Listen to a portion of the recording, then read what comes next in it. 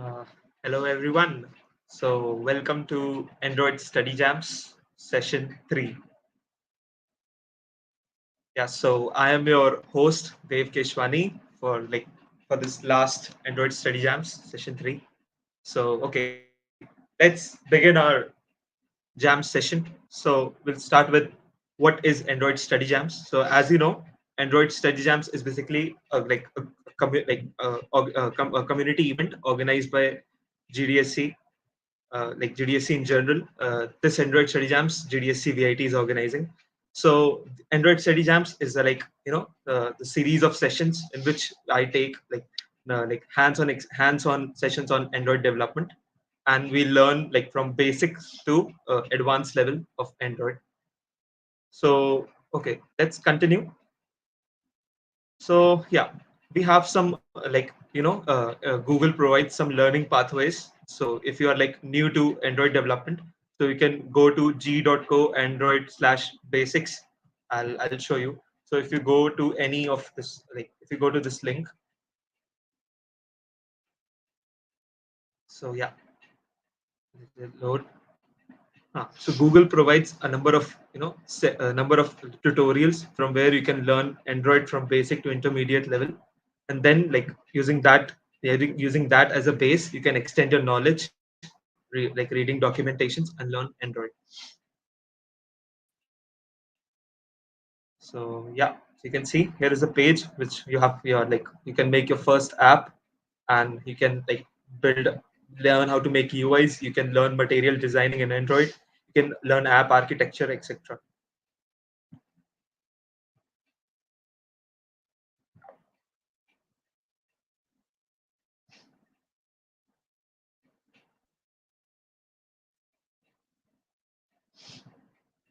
I hope I'm odd.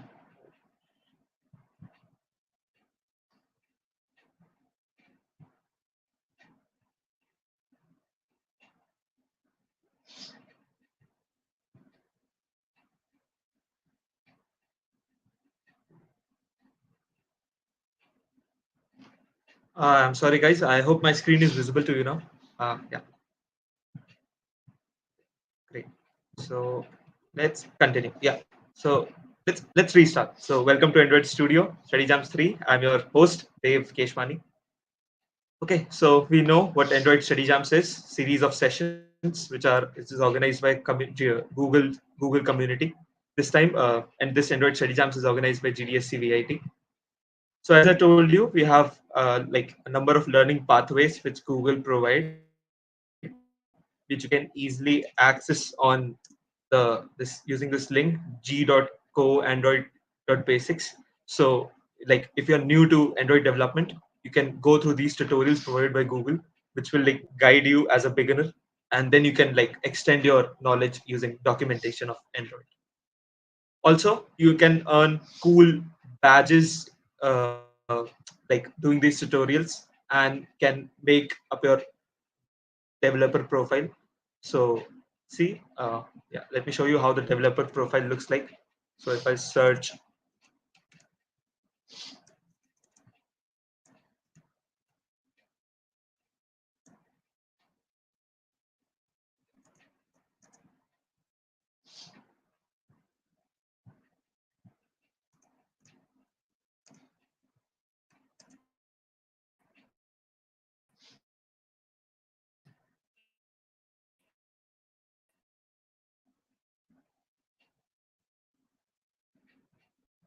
yeah.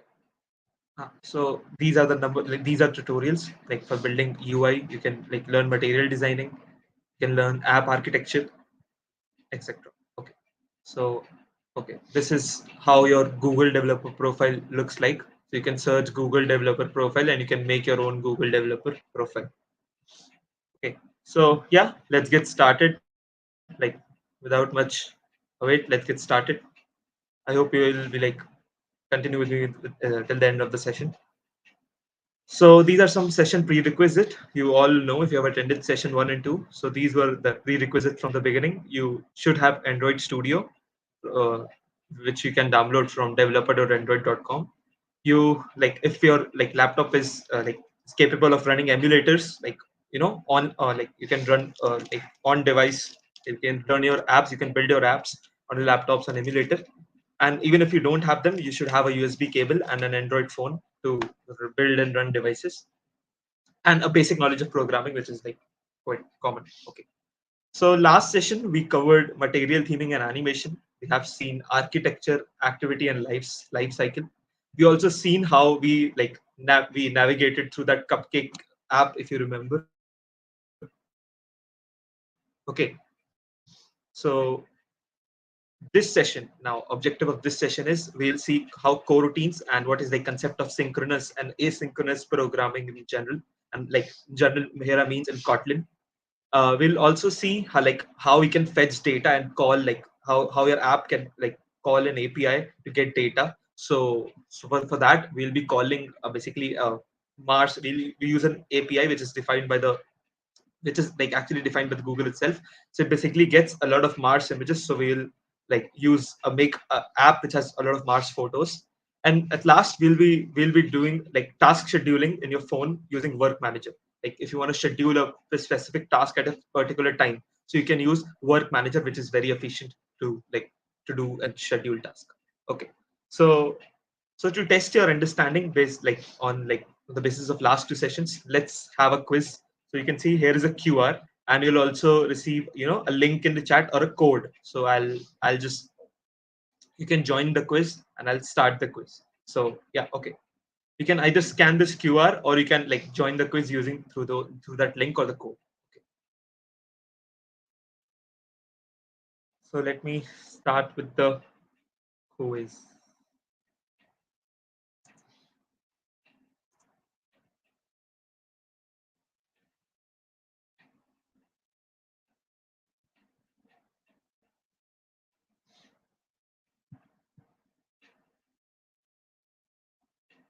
Yeah, so the code and the link is in the chat. Okay.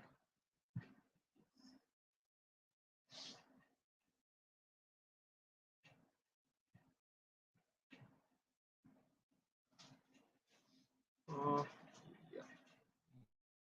Uh,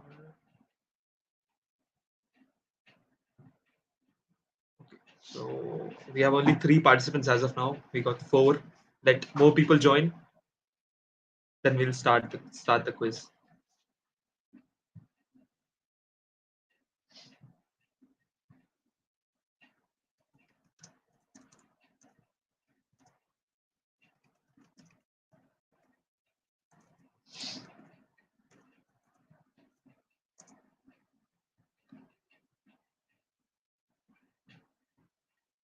Okay, we still have four people.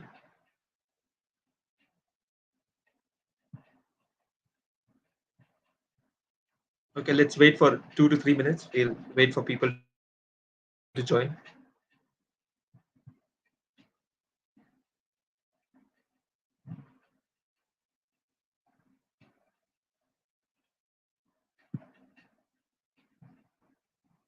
Yeah, we have five.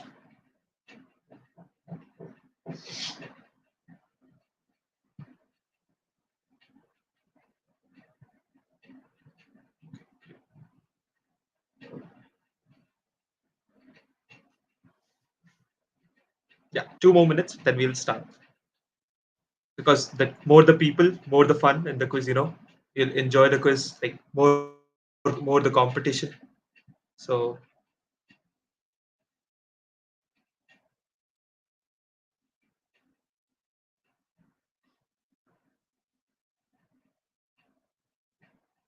for more people.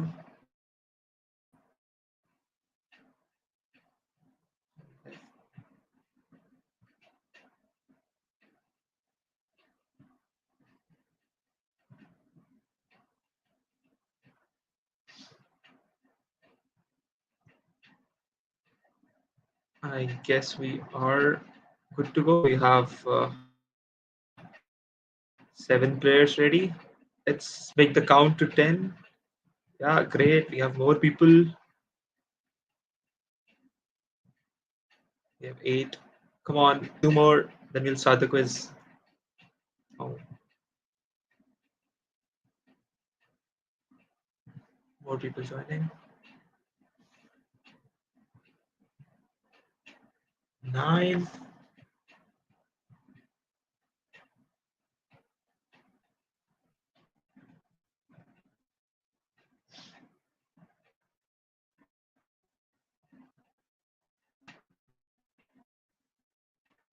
Yeah, great. I hope we can start.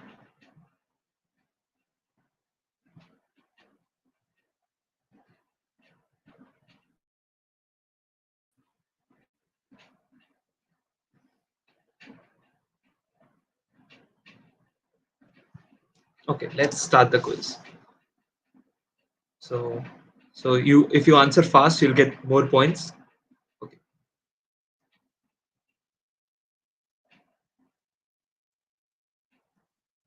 let's see. Which method is first called when the app no longer has focus?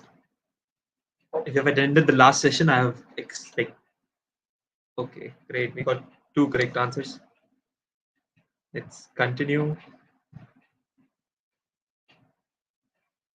We have 7 people constant. Now 6 people. Is anyone? Oh, okay. Coming. People are getting ready. We had 9 last time. Okay, one is missing. Let's start. Okay. To save a value that needs to survive configuration change, declare its variable. Oh shit, it's too. Okay, wait. I'll zoom it for you if you can't. I don't know if you're able to see. So it's like first option is mutable state, remember savable, remember or state hoisting.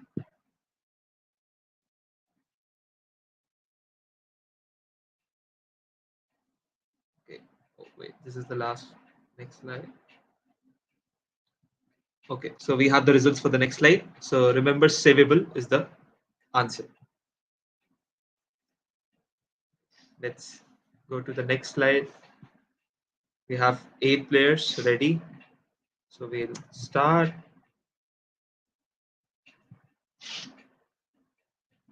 Okay. According to the recommended app architecture, each application should have at least the following 2 layers.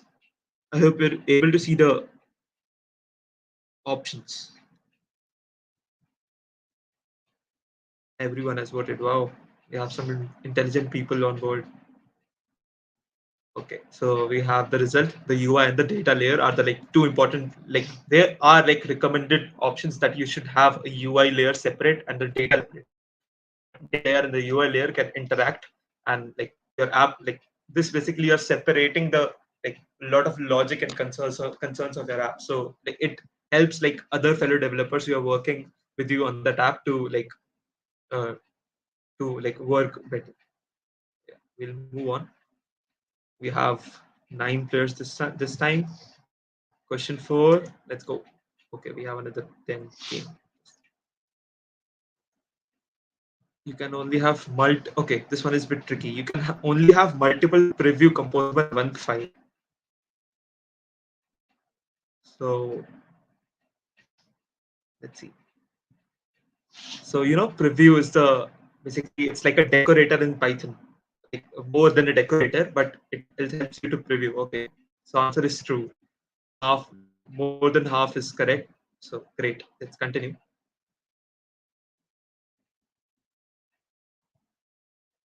Okay, we have 10 players, 9 players, 10. Let's start.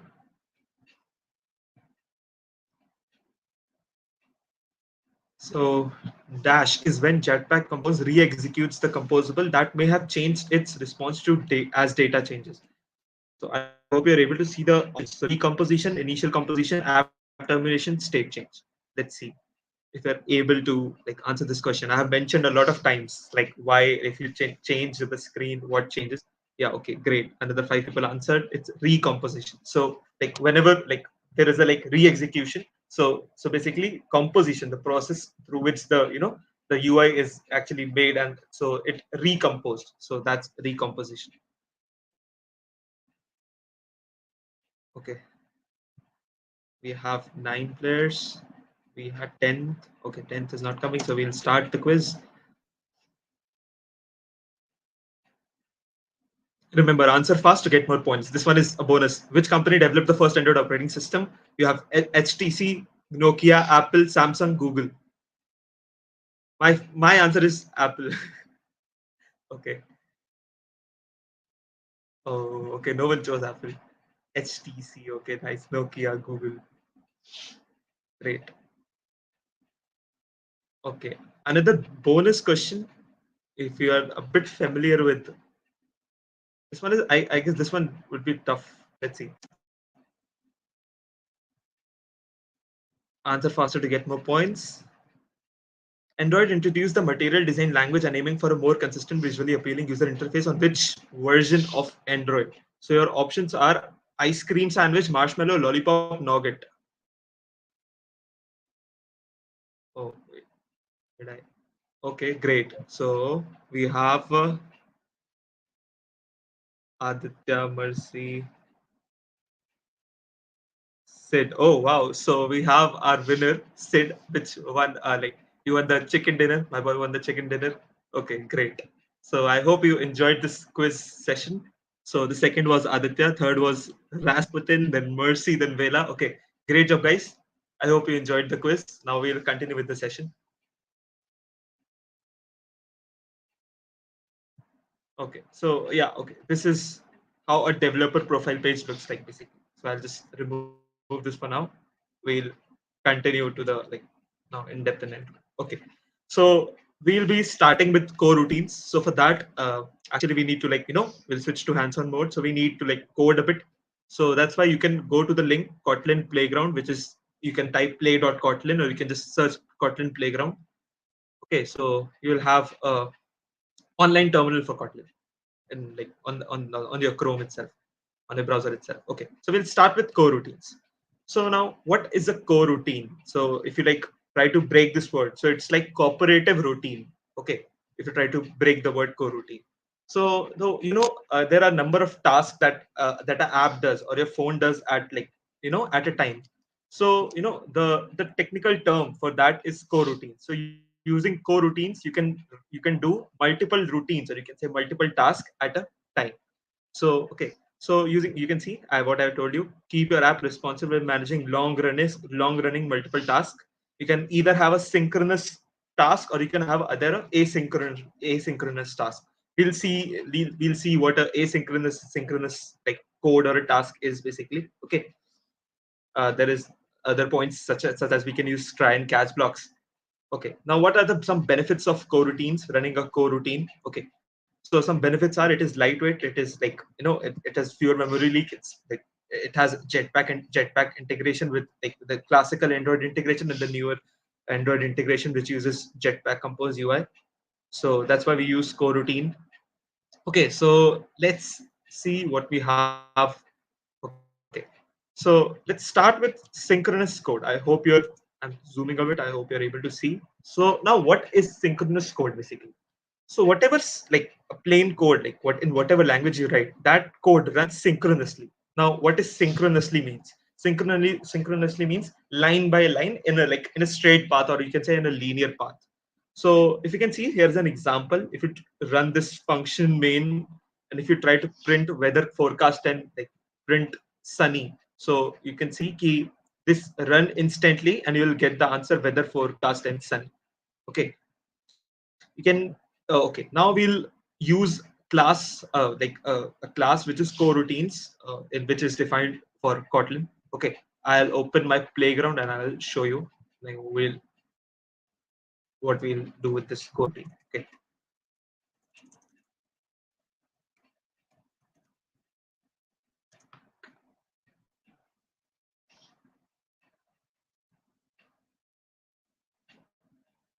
Okay, let me just remove this bunch of code from here. Okay. Now we have a function main, and we have defined Kotlin class coroutines, and this specifies all means all the functions and all the methods, whatever that coroutine class has, we want to use them in our use them in our current code base. Okay, so you can see we simply have defined a delay, and we are actually printing weather forecast in sunny. Okay, so now delay is as you can like if you have like know a certain programming language in Python we have time. or you can time.sleep. So using delay, we can actually delay the code, like delay the code base to run. And as this is a core routine, so we need a function, like we need a, basically you can say, like we need to like put that core routine under run blocking, which if you put in, if you like, if I try to run this delay without the run blocking, putting it under run blocking, so you'll get it is a suspended function. So now suspended functions are basically functions that are part of a core routine. Okay, so we'll just put this into uh, you know we'll put this into a run blocking. Okay.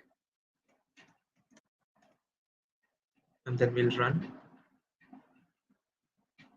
Now you can see we have weather forecast and sunny. So we are using the delay function of coroutine. So we have to put this into run blocking.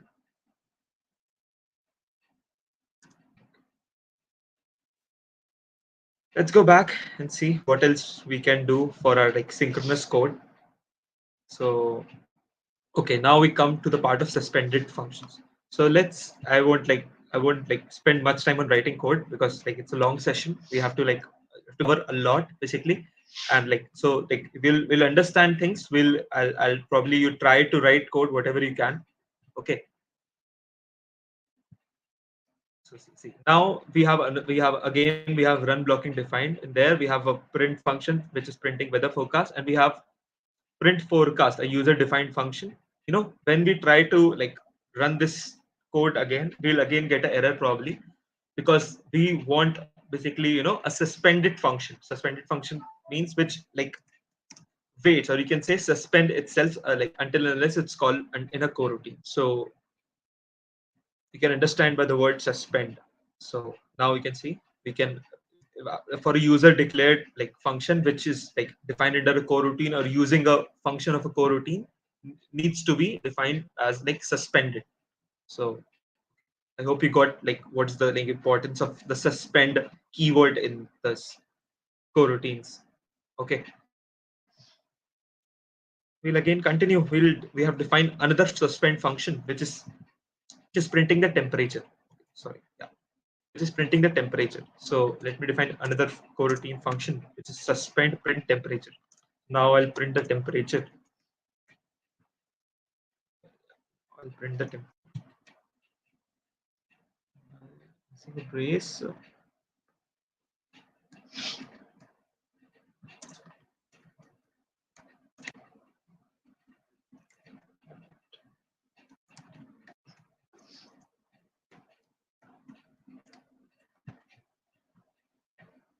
Okay, sorry. Yeah. Now if you run this, you'll simply see print temperature 30 degrees Celsius over there. Okay, great. Now we'll continue. Let's see what we have. Okay, I had explained you what does run blocking do. Okay, now to see that this function has like took like you can understand the delay it took. We can use another function which is measure time release, which calculates the time of our whatever code base we like, run through it. So I'll add the import, and wait, we'll just again copy this so that we don't need too much.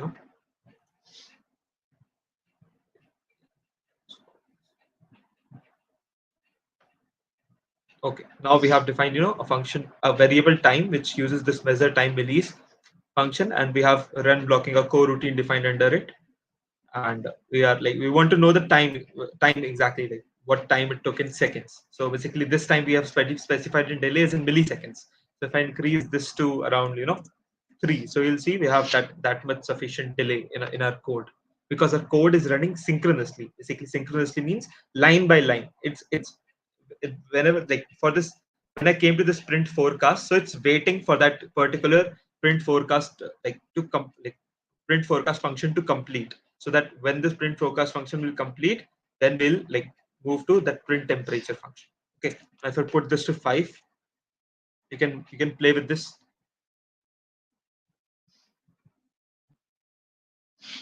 So see the like now it's taking more time to run. So we got 6.1 0.05 seconds as the running time of our code. Okay, so let's continue. We have seen what does synchronous code do. Now if you like put the delays again to thousand, you will get around 2.1 second as execution time.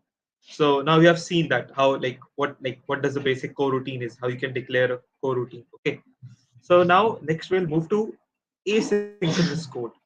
So what does asynchronous code mean? Okay, as I told you, we have like sometimes in an app we have number of tasks that you like your app is displaying UI and you want to like get data from somewhere. So basically, if you want to run the number of functions like together, so you can use coroutines for that. And like as I said, synchronous programming is like defines the linear structure of the code, how your code is executed linearly. Using asynchronous, like what does now asynchronous code means? Basically, you can run multiple code base at the same time. So we use a function called launch for this. Okay, so now we'll again like copy this. Okay, now we'll try to run this code again. And what I'll do is wait, I'll just put this inside launch here only. I want to actually record the time, what time launch takes to launch the.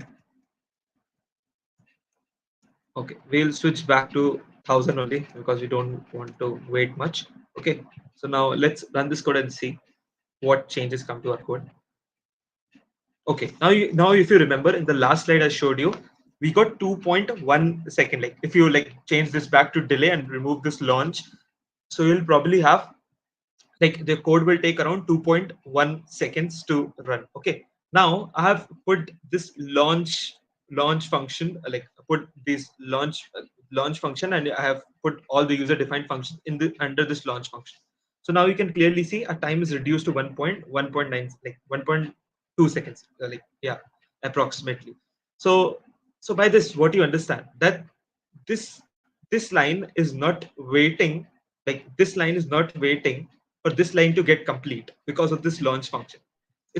They both are launching as a routine at the same time. That's why this is returning at as after a delay of 1000, and this is returning after a delay of 1000. So we have our time is reduced. So by this you can understand how like what an asynchronous code can do.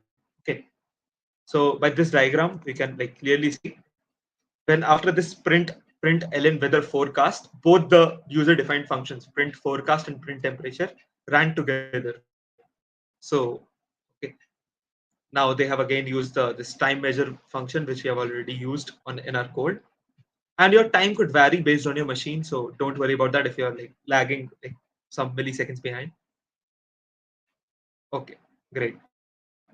So we have some more code over here. We have more. Okay, okay, now let's see what if like we can again like do practical of this whatever I told you. If you're not able to understand like by that example of time, you can understand by this example. Okay, so let it run. Okay, now you can clearly see first I want to print the weather forecast, then I have launched a function which is printing sunny, then I have again launched a function which is printing the temperature. But then I have put another print function which print did have a good day. But you can clearly see as these functions were delayed because they were like declared under a suspended function. So you can clearly see have a good day like is printed first. So by this example you can also understand that how like what is the concept of asynchronous program. Okay. Now, in Ace for declaring properly like a function, or you can say your code base as asynchronous, we have a keyword async. Now, what this keyword or you can say async is, and what does this function async do other than launch? So launch is like you have seen. I'm like putting a specific function inside launch, but using async, you can like actually use proper like coroutine library which returns object as deferred. Basically, deferred if you can understand by the term, it's basically like a deferred object. Deferred means like whatever it's returning it will return. Deferred is like like having object if it's like say in Hindi. So okay, so async is the function which returns like a deferred object, and you can get that deferred object using await call. So async await. If you have experienced it in any other programming language, you have probably know this what async await is. Okay. Now we'll probably change our code base a bit to. Okay. Now we'll change our code base. Yeah.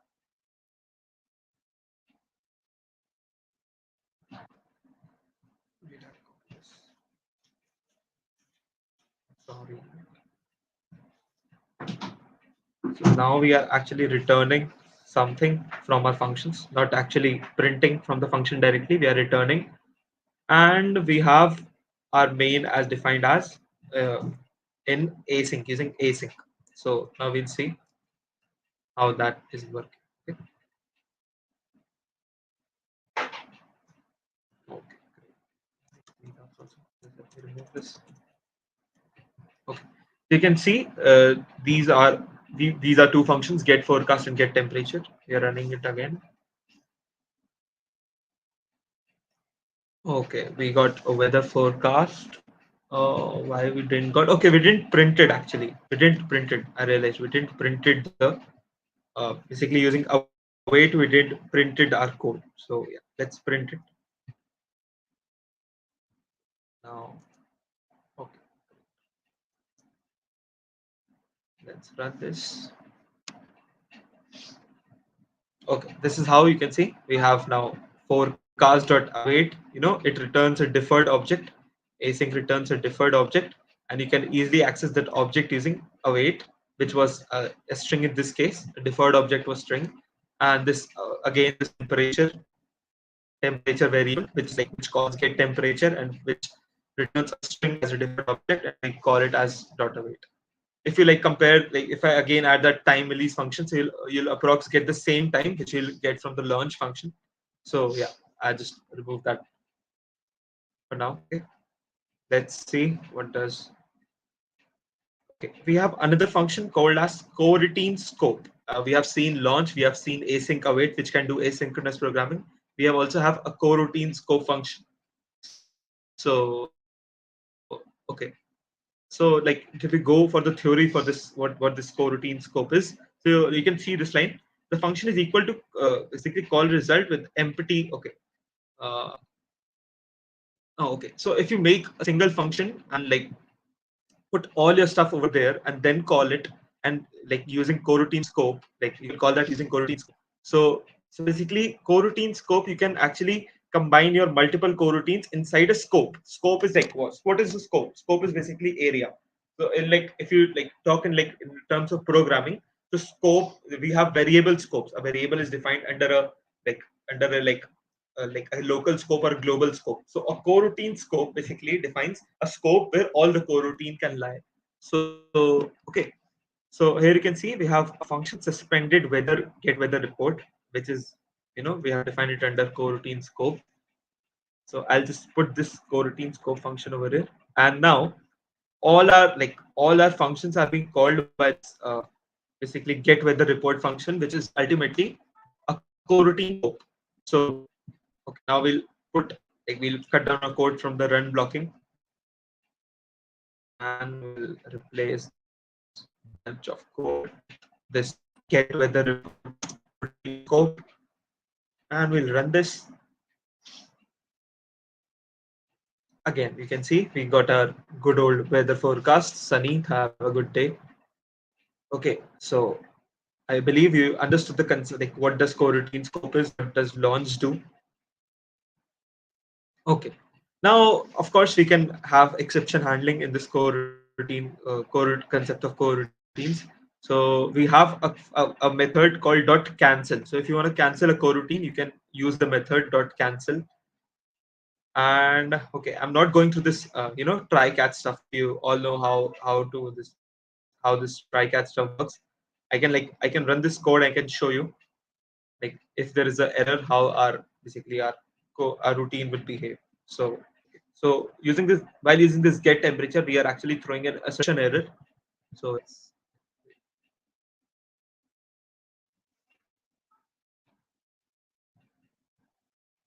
you can clearly see we tried to print this get weather forecast, but we got error, assertion error, which is like we got the error, Scott exception run blocking because of this assertion error.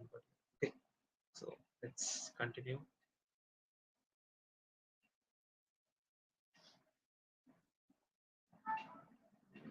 Okay, now we come to cancellation.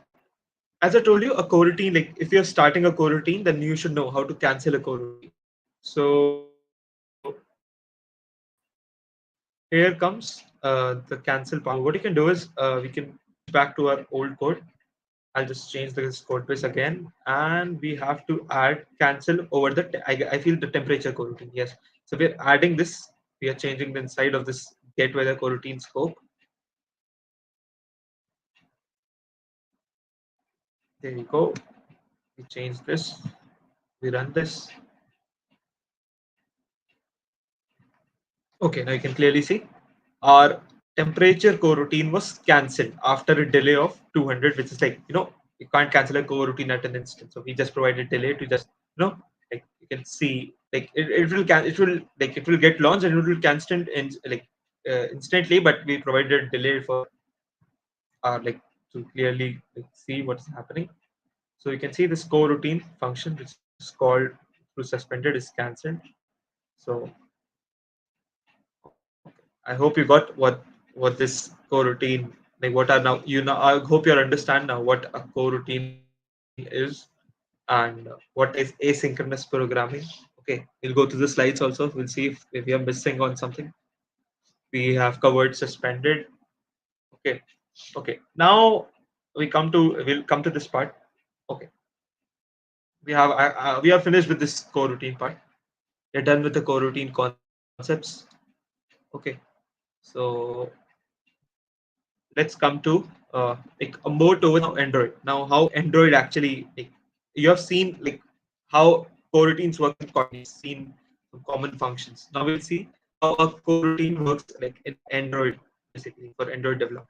So using asynchronous programming, we have a term called job in coroutines. So now what is this job is? So you can say a routine which is running. You can name it as a job. So you can say a job is running. We don't generally say a routine is running in terms of Android. We say a job basically run a job. Job is running. You can have multiple jobs. You can have multiple job hierarchy. There is a job handle routine during its life cycle, which I have clearly defined. Okay, you can name a coroutine and you can like using its name job.cancel, you can cancel a coroutine. Okay, as I told you, can have multiple hierarchy for a coroutine. So if you have one coroutine running over top, you can have its child can have more childs. You can see we have number of nodes over here, and for that we have parents node and we have a main node. So okay,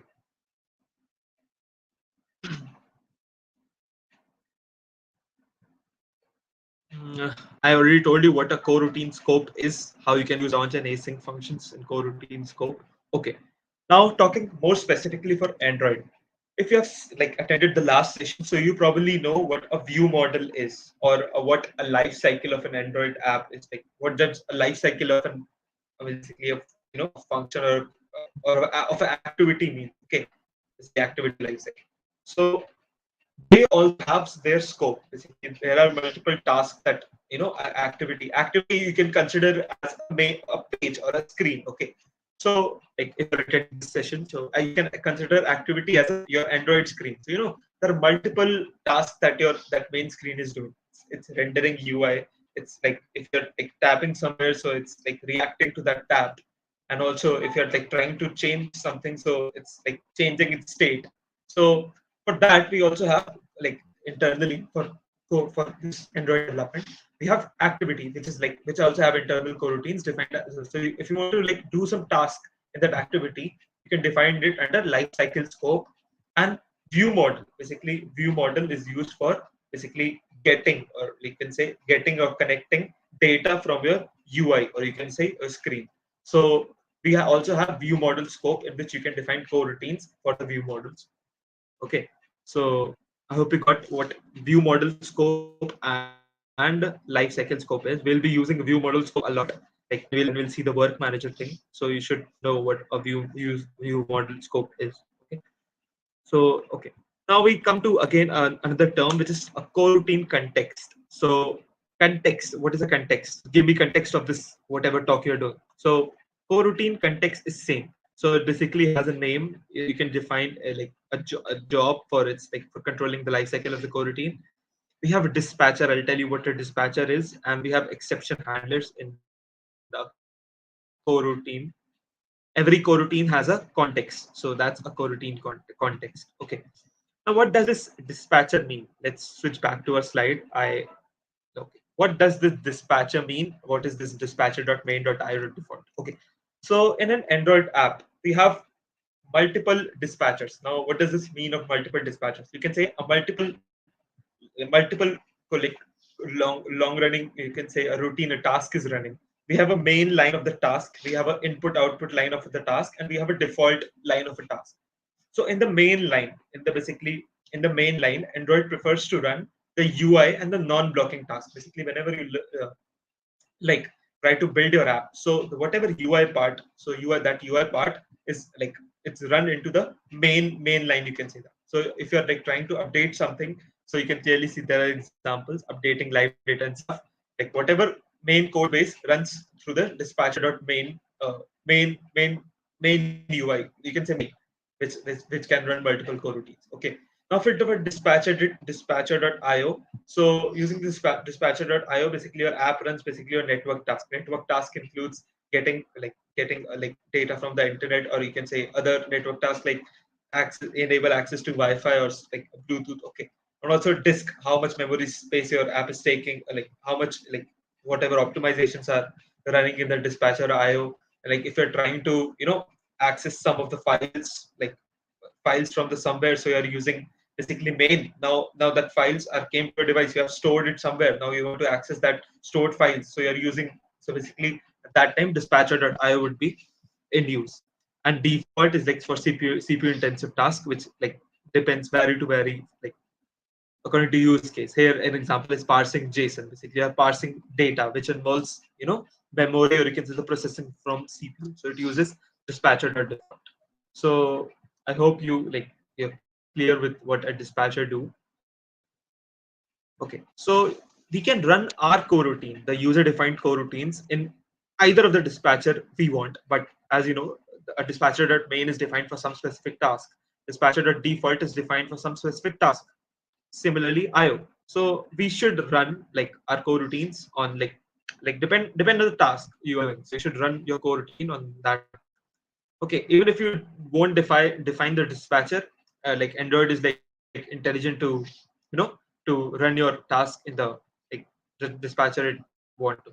Okay, it usually prefers main thread. Main thread means dispatcher.main. Okay, so we have definitions over here for dispatchers. You can as I told you, g.code android/basics. You can come to this like page. You can read through all this. Okay, we'll continue. So, okay, let me show you an example where we'll be like switching a dispatcher, and here it is. Okay, let me copy this example.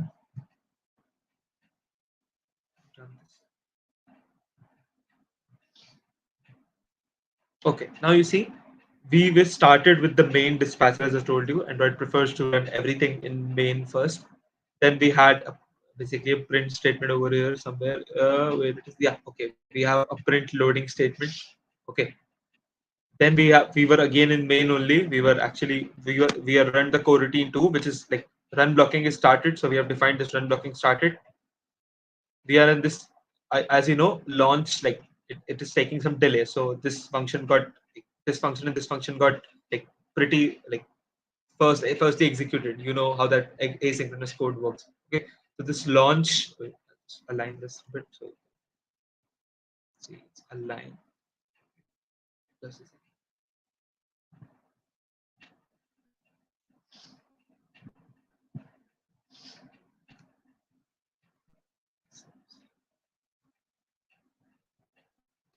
okay. Yeah, so I guess properly aligned. Yeah, it is. Okay. So now we are actually switching the dispatcher. We are actually switching our path. We are running in main. We are switching our thread to default. So now what is this now you're like don't feel it now what this term thread is. Thread is basically that path only. Basically, you are running different threads. You can say different paths for the whatever task you're doing. Okay. So now we are defining a different dispatcher which is like default, and we are printing some statements in that dispatcher. You can clearly see dispatcher 2 with context function was defined, and we found 10 results, whatever we actually, this is the hard coded data. So I hope you got it. Or what, like, so using this with context, basically you are defining the context of the coroutine and passing dispatcher or default. So you are changing the dispatcher with context function. Okay. Now I hope you understood what this with context is, what this does dispatcher do. You have now idea what is coroutine scope.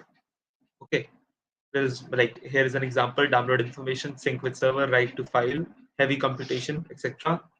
Need for async programming. Okay, limited time to do task, remain responsive. Okay, I told you how does that work. Okay, now it's time to see this in practice. So how we are going to do that? So we are actually going to like, this is like I'll won't make this app properly. I'll just give you an overview of the code base, and we'll see how this race tracker app works. How the like let me show you how what like, let me show you the build of this race tracker app. I already built it on my phone. So I'll, before going to Android Studio, I'll be like connecting my phone and will be running this app, and I'll show you how this app looks. So I'll be doing a, I won't run emulator on my laptop. So let me screencast.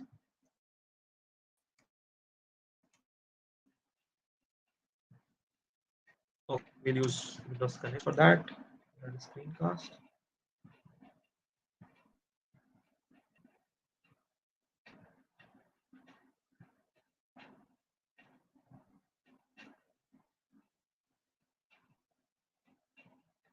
Okay, wait.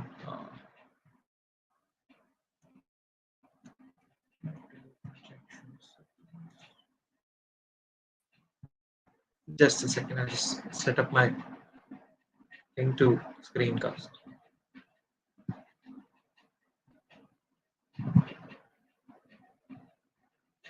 Just a second.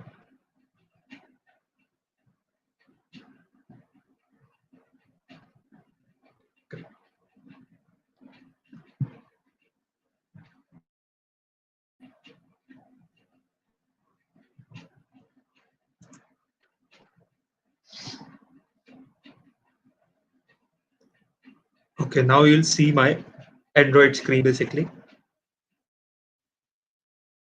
Okay, I hope my screen is visible. Okay, so like to give you an overview without code, you can say we'll be pressing the start button, and we'll be having two coroutines running together. Okay, and to tell you, we are running them in the same dispatcher. So if I click on the start button, this there is a progress bar 0 to 100. So we'll start the race between player one and player two, but in the two different dispatchers with two different delays. So it's like a very simple app, but it like makes you learn what a basic, like how you can implement coroutines in Android. So let me click on start. Now you can see the UI starts updating like based on the progress, based on the coroutine, and like there's a like more delay for the player one.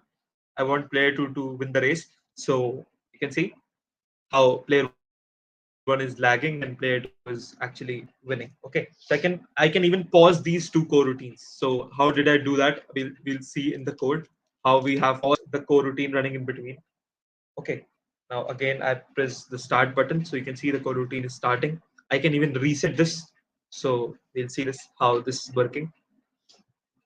Let player one complete, then we should not like leave turtles to like, we should wait for them. So let's wait for turtles for player one. Sorry.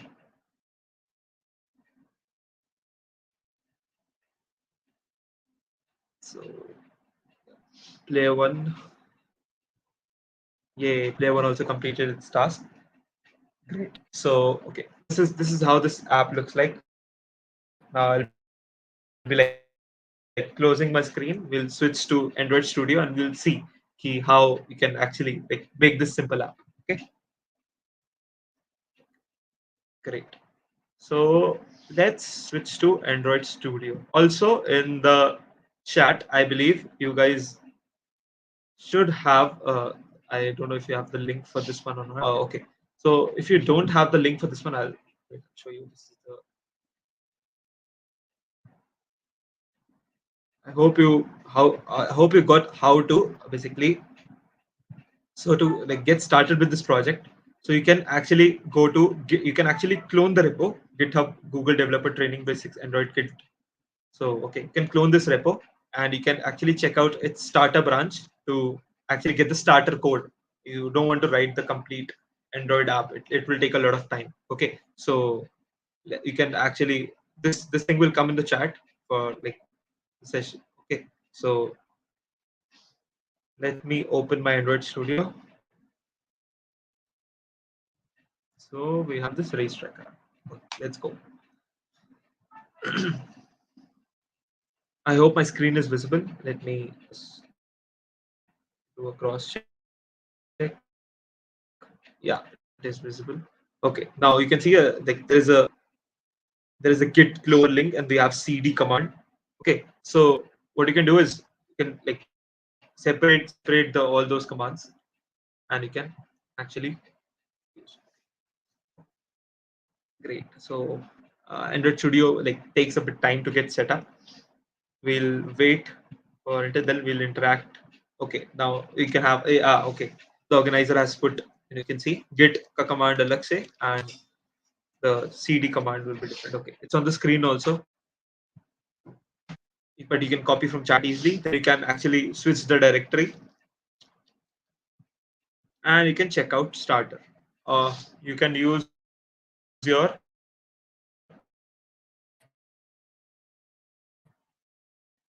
command line or whatever terminal you use for your laptop to do so. Okay, great. Let's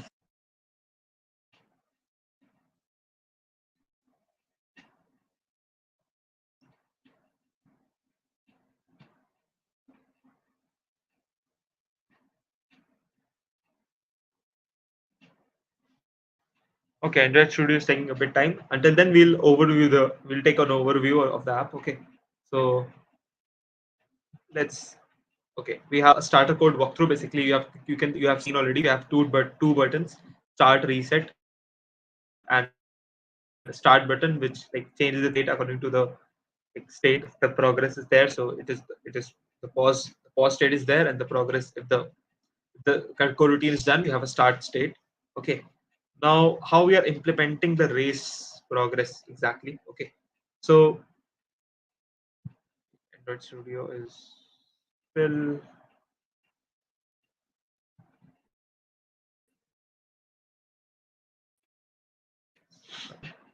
okay. So okay, now if you like if you're able to catch up, so now it's point we have to implement this. How we'll do that? So you can a state variable which has muted state of initial progress, which is 0 0 in the beginning. We'll put a spend function. We know the function is your routine. Okay, you can actually do easily. I can actually put this. You can actually open the g.co Android and you can go through this Pura. And how we have implemented this race participant class with maximum progress of 100. And we have a state function which is predefined. We have this spend function run, which clarifies has a you know uh, which has option like if the current progress is less than max progress, then we have to show the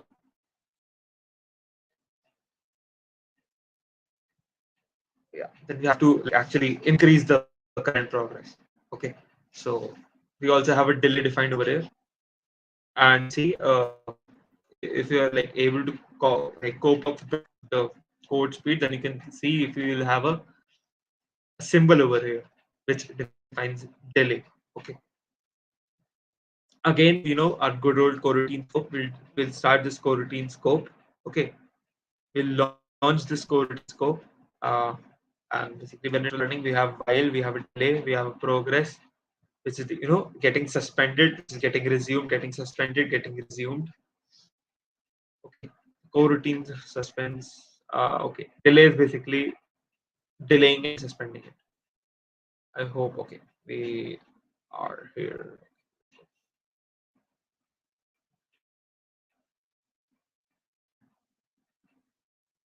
Okay, great. Okay, now you can clearly see we have a suspend function in which we have this while function running over there. Start the race. Now to start the race, so basically on pressing the start button, we have to launch, or you can say launch both the coroutines. So this is where the launched effect composable comes into picture. I'll show you. So if you go to main activity, wait, yeah, go to no race track activity.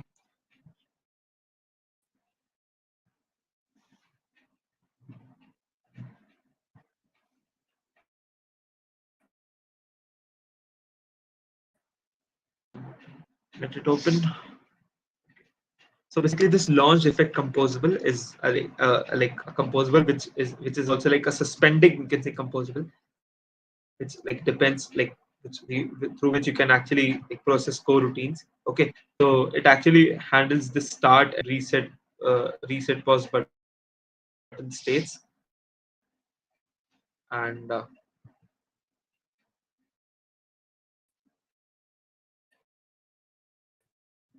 here it is. Effect.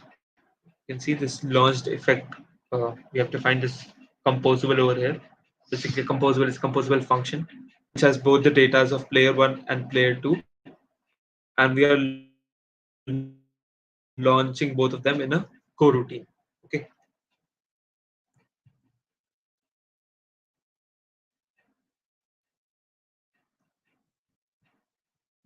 Okay. Great. So we'll move to structured concurrency. So as you have seen, I already showed you how like earlier example was like non like it was an example of synchronous code. First player will come launch its run. You can see through this example, player one completed its run, then player two launched. But we'll see the structured concurrency altogether because that is what matters for our app. Okay, so we have launched effect. Now we can use this launch to run both of them at the same time. You already know how we have used launch in the playground to actually run both of them at the same time. You can see like example over here when you press start, both of them will start running at the same time. Okay.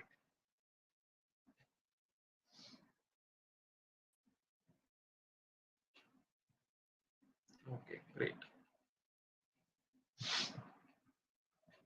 Oh, you can also see this diagram, or this diagram shows. Actually, you launch effect. You get into the coroutine scope. We have this launch. Basically, player one got launched, player two got launched, and race in progress false. What does this define? What does this define as? You can clearly read from here. This will update the state immediately without waiting for players to finish the run execution. So we are actually using this parameter for actually the reset button and stuff. That's why we have defined it as false. And okay, we also like if you click on the cancel button, wait, I'll show you. We have race tracker app, we have launch effect, and we also have a cancel button, status indicator.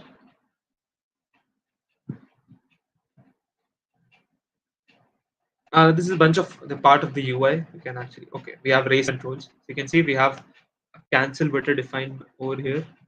Okay, pause, reset actually not cancel. Okay, reset button. So if you click on reset, both the coroutines actually get killed. So your now whole app is actually reset, and you can restart those coroutines. If you go to raise participants back, you can see this reset button. It actually sets this current progress to 0. Okay, and using the concepts of mutable state UI, you can actually like set the progress to 0 and can update the UI accordingly. Okay, I hope you got this, like the like basic functioning of this app, how we are actually like making the two players race. Also, I hope we are like done with this. Yeah, we are actually done with this thing. Also, we won't see how to write tests for coroutines. This is like beyond this, like beyond our beyond our discussion for now. Okay, great. We are done with the overview of this race tracker app. We have also understood through hands-on like what is the basic, like what is the basics of coroutine scopes. Now, like what was the point of like studying this coroutine? The actual point was connecting to the network. Okay, basically using a lot of networking tasks, we require coroutines most of the times. As I told you, like you're updating a UI of your app, and you're also fetching the data in background. So we'll actually require coroutines for this task only, connecting to network. Okay, so for this, for implementation of this, we'll be making a Mars photo app, which is basically, I have defined the heading as get data from internet. So we are getting the data from internet for this Mars photo app. Okay, I'll just close this completely. Okay, now we have this get data. Okay, let's continue. I'll open this app in Android Studio.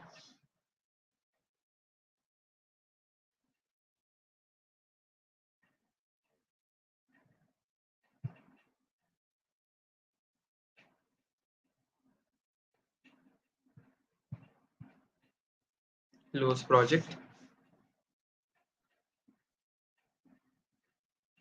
Okay, just a second. Yeah, so it's March.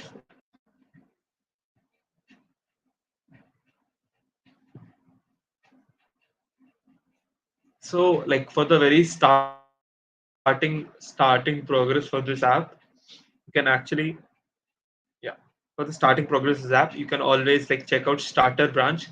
Or if you want to go to like intermediate progress, you can type coil /starter, check out coil starter branch. There you will get the intermediate progress. The app which I have made here is at intermediate progress already. More than that, but we'll go through we'll go through the starter code also, and we'll see like the basics of like getting data from the internet, defining also defining the model, and separating the logic, like basically calling the API logic, and also like fetching the data from the API. We'll separate our data model class. We'll have using a view model. We'll be using view model to get the data from the uh, from our API repository defined, and we'll feed that to our UI using the concept of states. Okay, so all of this I have actually covered in like previous sessions, how view model works, how state management, basically how you can manage states. So we won't be covering like that in this session. I'll be going through only for the portions of like how you can actually define an API in your app, and how you can actually fetch data from the API. Okay, so like for all those other sessions, you need really those two sessions are prerequisite, so you should go through both of them. I'll be closing this playground and going back to my Android Studio. Okay, so here is an app. You can see we have this. As I told you, I have like, sorry,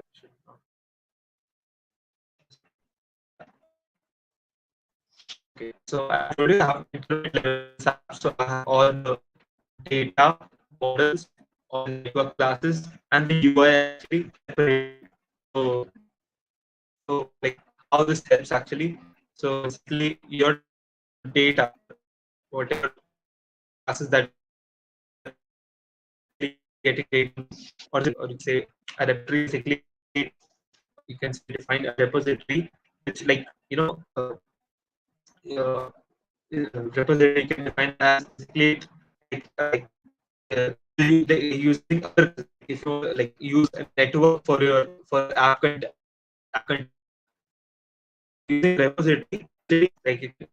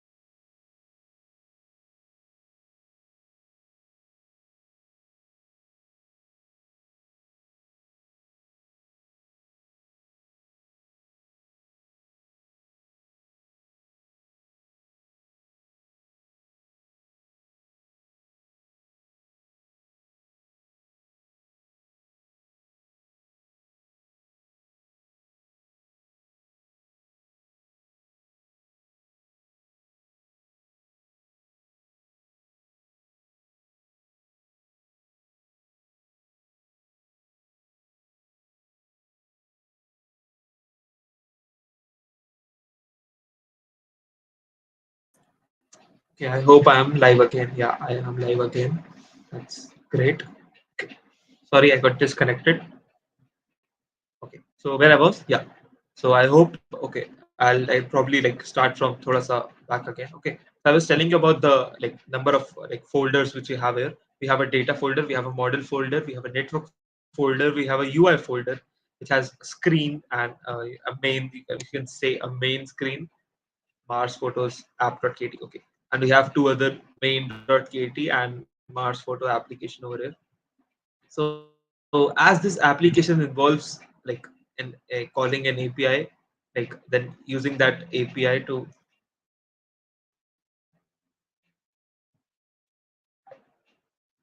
okay, I'm audible. Yeah, yeah. Okay, my screen again. Sorry.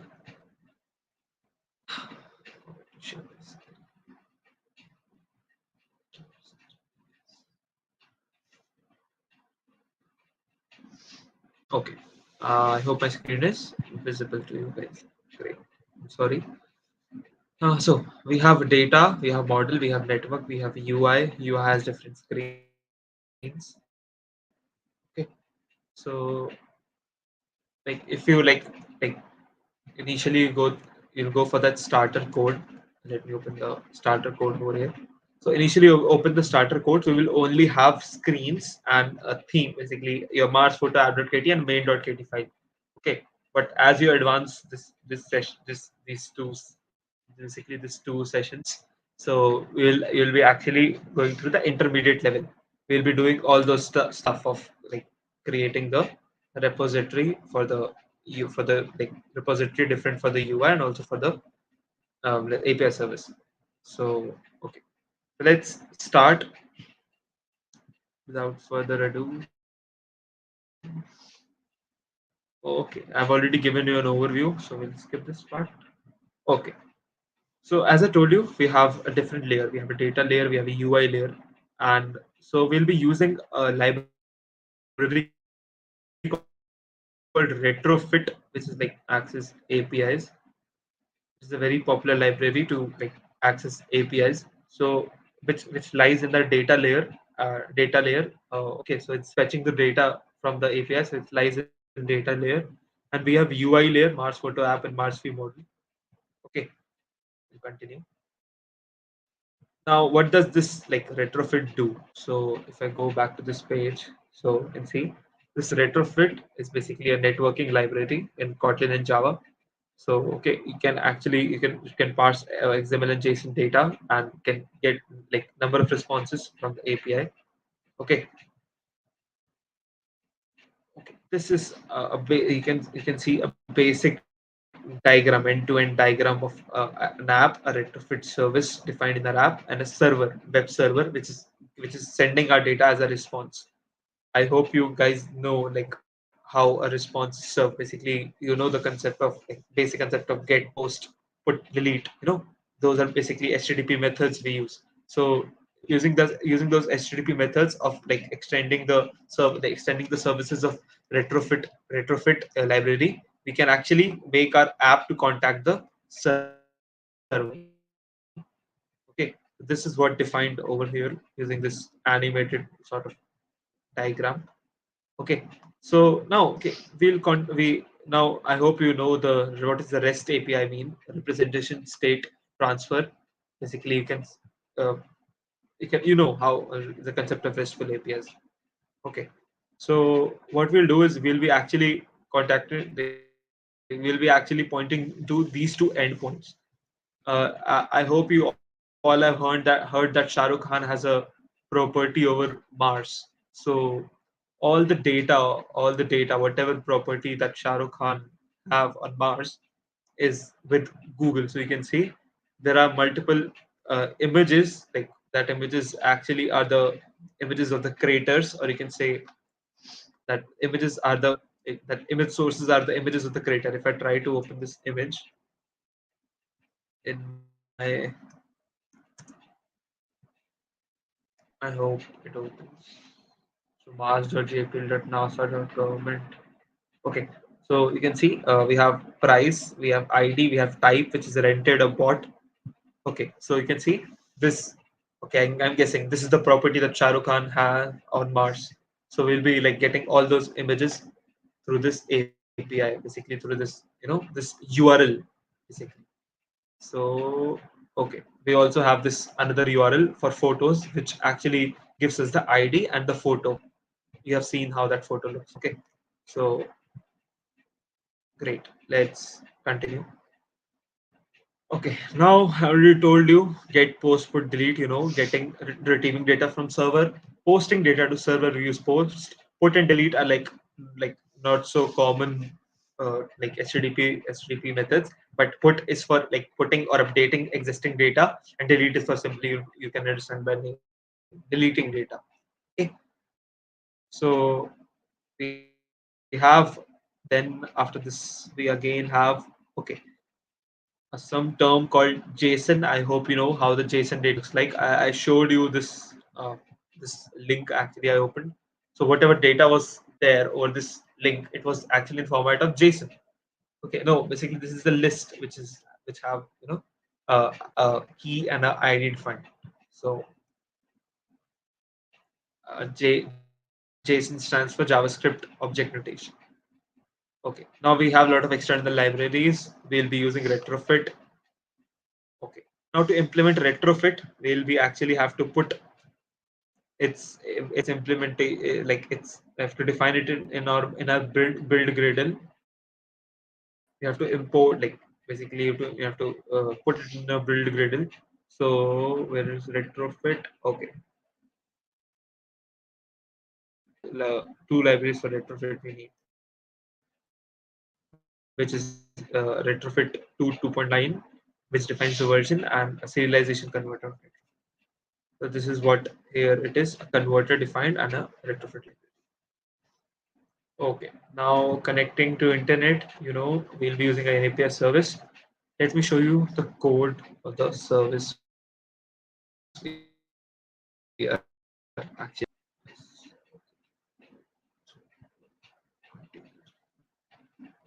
Okay, so this is how you actually define your API. Basically, you can define or you can say build, define a retrofit builder for your API. Okay, so let me give you a walkthrough. Okay, So we basically import, we actually make a private variable base URL on which we want to make the request. Okay, we have a retrofit variable which actually calls a retrofit.builder method. So it is an object. Now this is a builder object of it. Okay, now we have a function called add converter factory. So basically, for this base URL, we actually, we need all that data to be converted as basically a JSON data. So actually, you are putting all that data, or you can say you are actually calling the API that you and over that retrofit object, and we are building it, defining the base URL, and we are building this object. Okay, and so we are using serialization converter. So basically, whatever params we are defining through our through our model. So according to that params, we are actually getting the data in that builder object. So okay, again visit. Okay, I've continued. Yeah, and then we have object for creating API calls. We are actually like creating an API calls. This Mars API service is actually a class that is defined, and we are actually using the lazy method to call, or you can say to create that call for the service.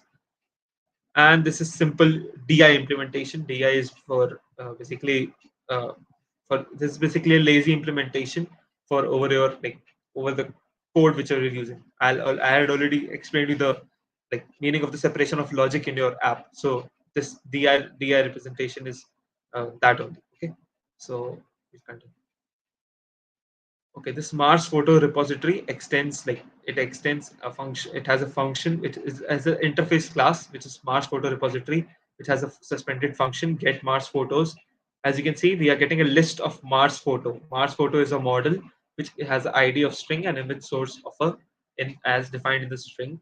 So we have this Mars photo repository, which actually like defines the function and the data over it.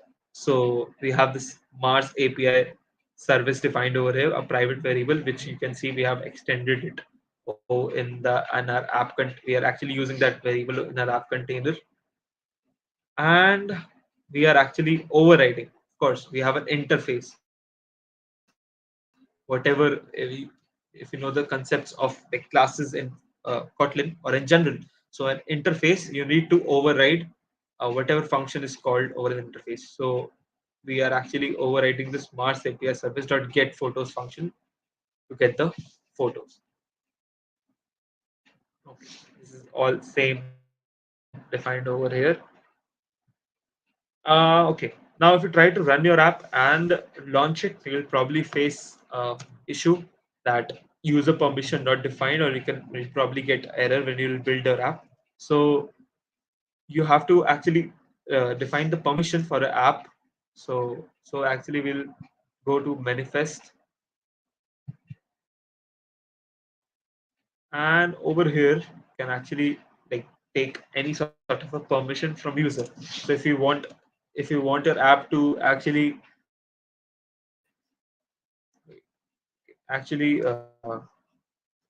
have notifications, so you have to take user, like if you open any sort of a new app. So okay, so your app asks you for the like can app ask you, do you want notifications from this app? You click on allow or you deny. But this user permission for internet is this service is not like that. If app wants the internet permission, whenever it launches or whenever it builds on a phone, it automatically grants that permission. Okay, there are some permissions that it automatically grants. Like if your app wants the storage, so it has to ask for it has to ask for the like it gets some sort of a storage, but if it wants to save some file, so it's asks for that storage permission. If app wants to access your camera, it still asks you for the permission. So okay, this is how you can define the user permission in your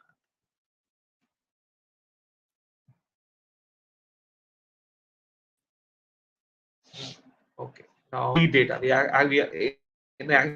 actually putting that get photos, whatever that get photos function, or you can say get more photos and returning. We are actually passing this complete data to your app screen. Okay, we'll skip this exception handling part.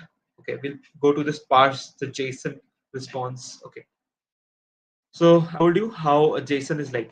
It is a set of key and value pairs. So in a square bracket, which is a list, so you can see our model. Actually, we have defined a list and then a Mars photo model, which is actually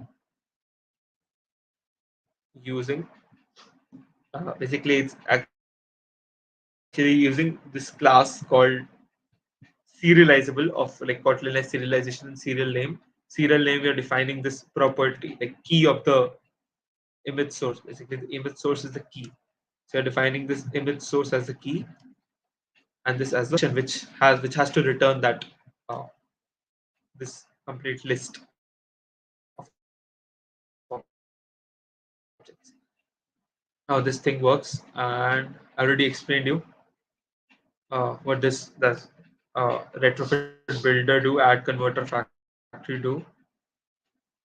Okay, this is how this basics of this ends. Now you have an overview of how you actually like call an API, how you can separate your logic. As you can see, we have a different repository for the API. We have a different model.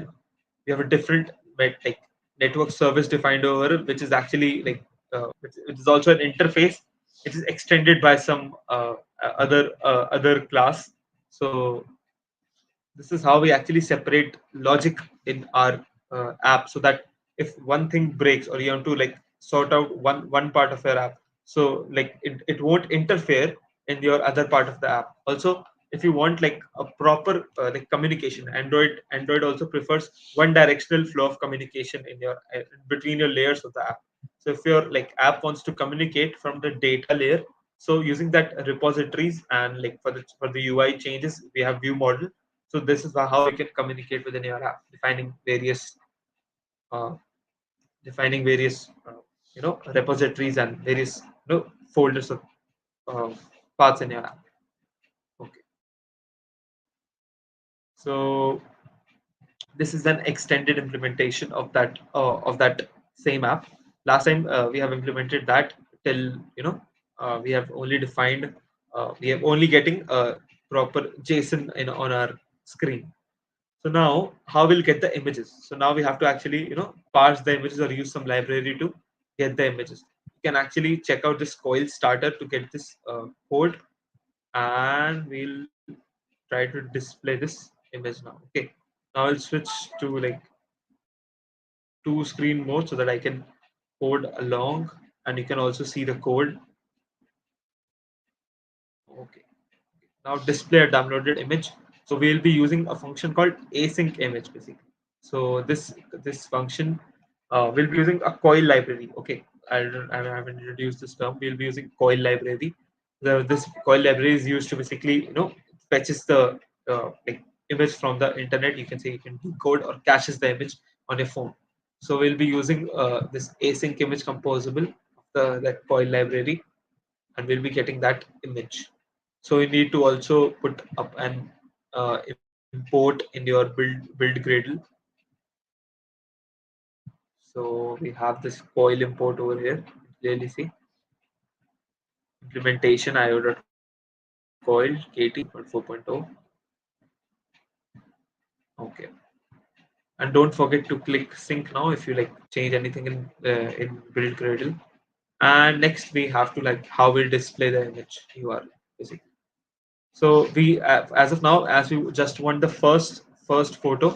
So when we'll call the function, we'll just put the index 0 over there. So wait, I'll show you where we have done this.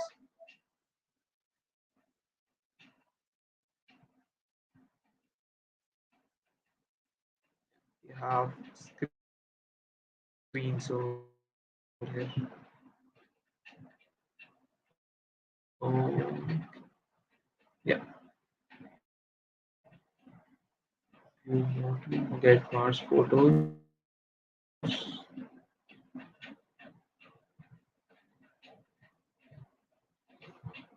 Get Mars photos. Try cache.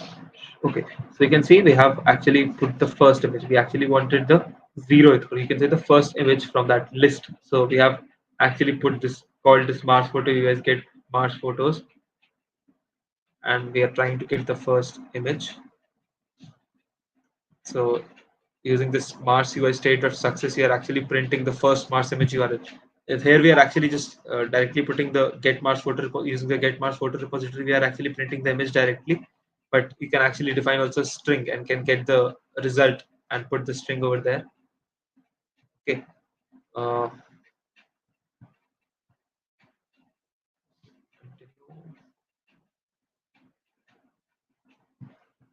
okay. Now I'll show you this async image function. So over this here on the Mars photo card, so over this Mars photo card, we have this async image composable defined, which takes a parameter, a model parameter, which actually, whatever image you are getting, you need to provide the data source of that image and any other property you want on that image, either it crossfades or how it will appear actually at the loading time, how it will appear. You have a context description for that image. You have error if like it has an error parameter. If that image is not loaded, it's something goes wrong. So you have an error parameter. And you also have a placeholder in the place in case until the image actually loads. Okay, so see, this is how this error, a broken, or you can say the error image will look.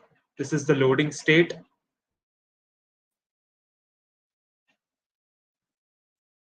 You can see this Mars photo app. Okay, so there was like a very minimal time. We won't be able to see the loading screen at this time.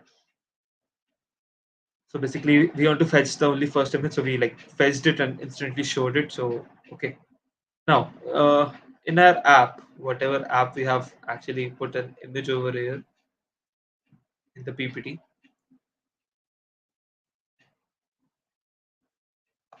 We actually have multiple Mars photos. So how we are actually doing that? So we are using something called lazy loader. You can say lazy builder. Okay. So we have something called lazy vertical grid builder, or you can say lazy horizontal grid. Okay, grid builder, grid composable is the name. Okay. So using these lazy functions, you can actually, can change how you're like, you can actually get like, wait, actually these, what does these do in background is, can actually define see how much the data you want at like, for like, if your like Android screen is this much, so how much you data want for that particular like screen frame or something. Okay, so using this grid cells dot adaptive minimum size 150 dp, we can actually get images until the minimum size is 150 dp of our phone. And the like, it actually like, it has all the data, but it won't show you all the images together to actually save the the memory consumption and also the CPU consumption of your phone. So you can use a lazy vertical grid builder in photo grid screen, and you can get the job of lazy building of the grids done. Okay,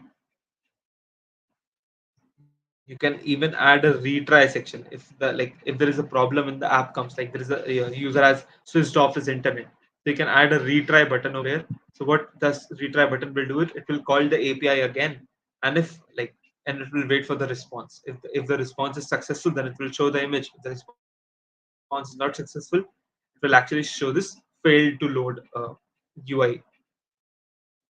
Okay, we also have like, this is how we have defined the tests. So I already told you all the tests and whatever is out of scope of this course is out of this like of this session. So I won't taking this test over here. So okay, let's go back to the lazy grid image of images and see if images has been built and defined in this app. I'll actually add this lazy grid over here. We want a photo grid screen.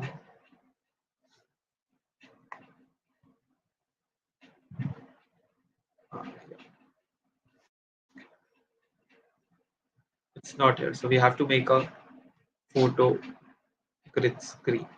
Okay, let's make a composable.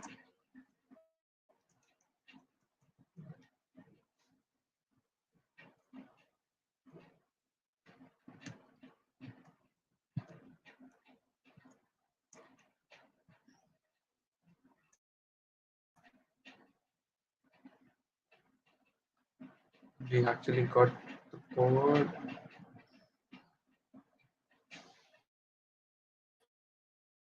This is how our code wrote vertical grid and also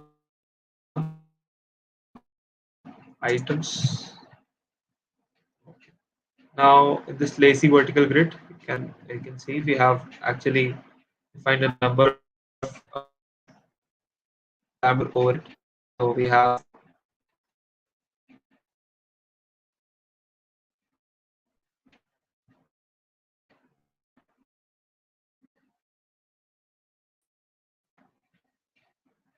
yeah, so we have grid item scope.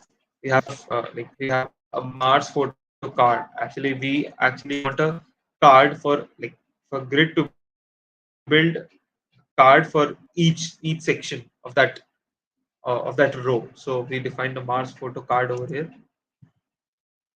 Okay, so we have our photo, which is we already defined the variable photo word over here.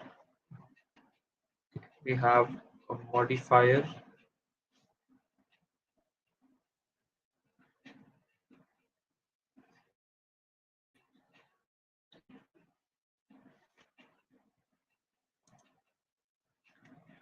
Photo.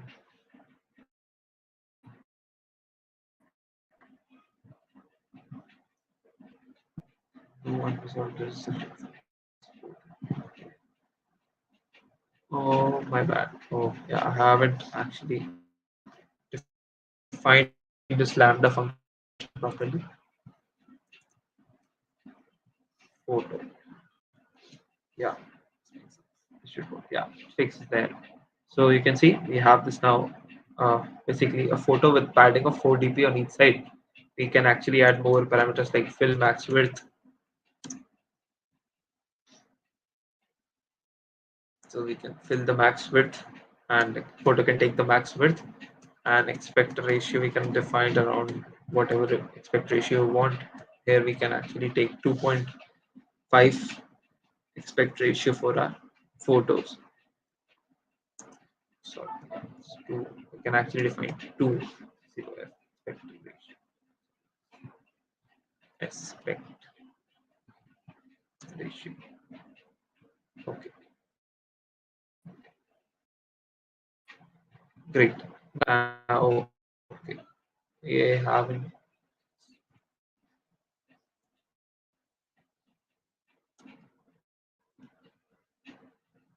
Wait just a second.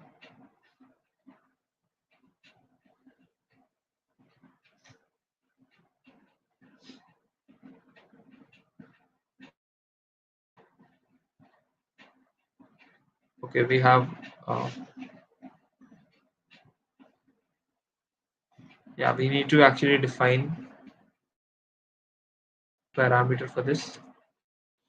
So it is we can have actually depend on the image size we are getting. So we can have grid cells dot either adaptive. Just a second. We need to actually import grid cells. So grid cells dot adaptive.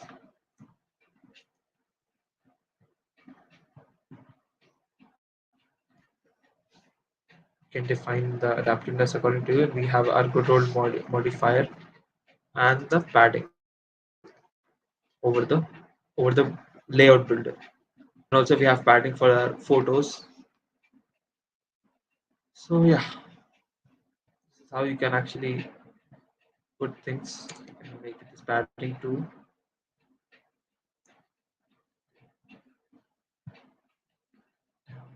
Results. We'll go back to that.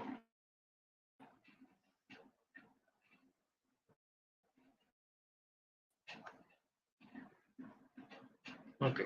Now, if you try to seeing the preview, or you can actually build it on your phone, and you'll be seeing the uh, basically how this app looks when your API calls it. Okay. So we can also add retry action button.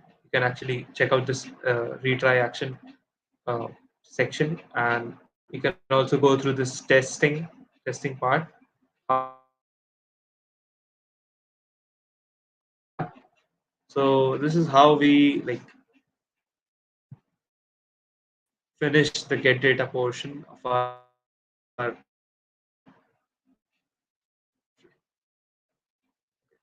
this is how portion of this Android studio session. We have seen internet access permissions, we have seen the library retrofit. Okay, we have seen this app architecture, we have seen this diagram, how to build. And okay, now we come at the last topic of this series of sessions, which is work manager, basically how to schedule tasks in our app. So we'll be like making this Blurro Mania app, which is your life is blurry. No, it's not. Okay, your life is very optimistic. Okay. So we'll be making this Bluromania app. So you'll probably be thinking where this like inspiration of this Bluromania app is coming from. So the inspiration for this Bluromania app comes from a very like, if you like, if you know the internet from like for quite a long, so you'll remember we got something called like wait, I'll show you where the inspiration from this Blaromania app is come from. If you try to search this Nest Monster or Toy Submarine, so if you remember around like what I remember is like 3 to 4 years ago, there was uh, a news that someone saw a dinosaur or some sort of a animal in the sea. So Loch Ness Monster. So this was actually a blurred image of a like a broken toy submarine.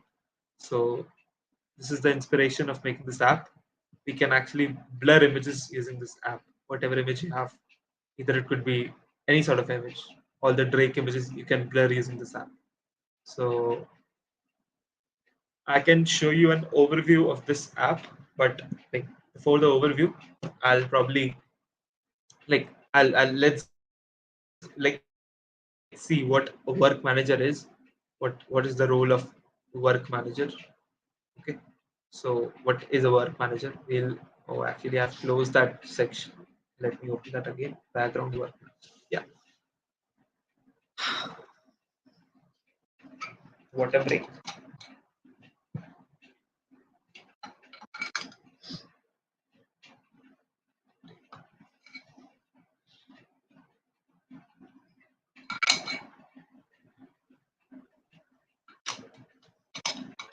Okay, now I told you where the inspiration of this app is coming. So let's explore the app. Okay, so for this app, we'll be having the Git, the command links in the chat. You can actually Git clone to this URL of the Git. You can change your directory and get the starter code. I'll also open my project and Studio. Okay. So now, what is Work Manager in Android? Okay. As I told you, we have like need background task. There is a like, for example, everyone has played PUBG. Like, okay, so when you download PUBG in the beginning, so it says like when you open the main screen, it says we are downloading some content, we are downloading some resource content. So it says you should not close the app, but there is a task, a background task, which is like which you can see through notification and progress bar, which is downloading contents in the background. So how the PUBG app is doing that? So you can like very simple answer to that is using Work Manager in Android. The app like if that app is made on Android, so that app is using Work Manager. It's not like not specifically it's using Work Manager, but like if it's the modern day app, then it's using Work Manager for actually like getting that background task done. So okay, we'll see our PPT. We'll see what a work manager is. So work manager basically is a part of Android Jetpack architecture component, which was introduced like as a like modern solution for task scheduling.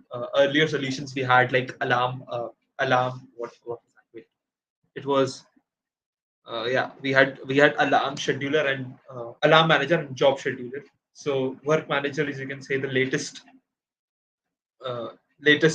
task scheduling method in Android. Okay, it is like it's very optimized, and it's built upon those old methods. So yeah, it's like, you can say, we can actually like schedule a task instantly and or after a certain period of time, which Android ensures that that task will actually execute using Work Manager. Okay, so here you can see normal. Wait, yeah, there is a task, so it requires active user. If yes, then it's like immediately done. But if it doesn't require an active user, so it could actually can perform at a later stage at a particular defined time, or if like whenever user is active, the task is actually will occur. Okay, so this is how this app. I'll just close this app, open that new app, close project,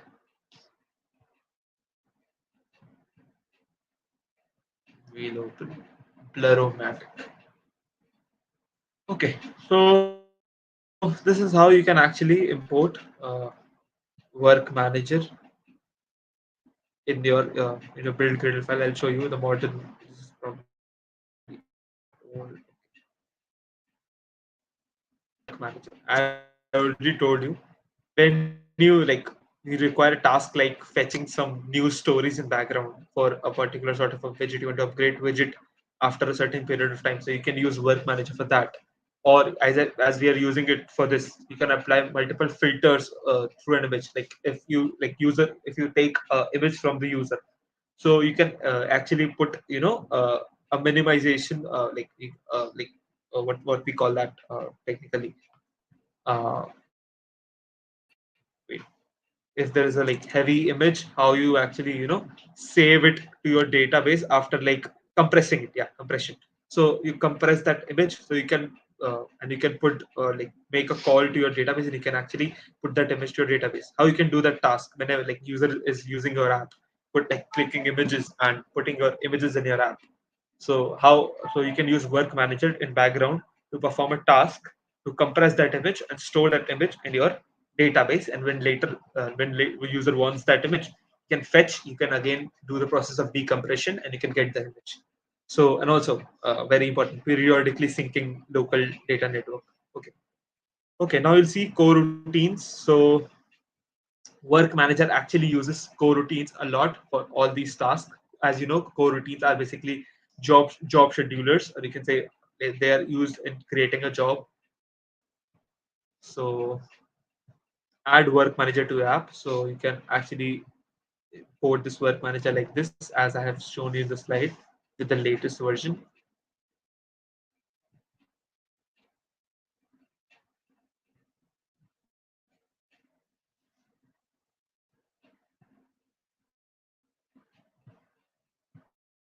Okay, here it is.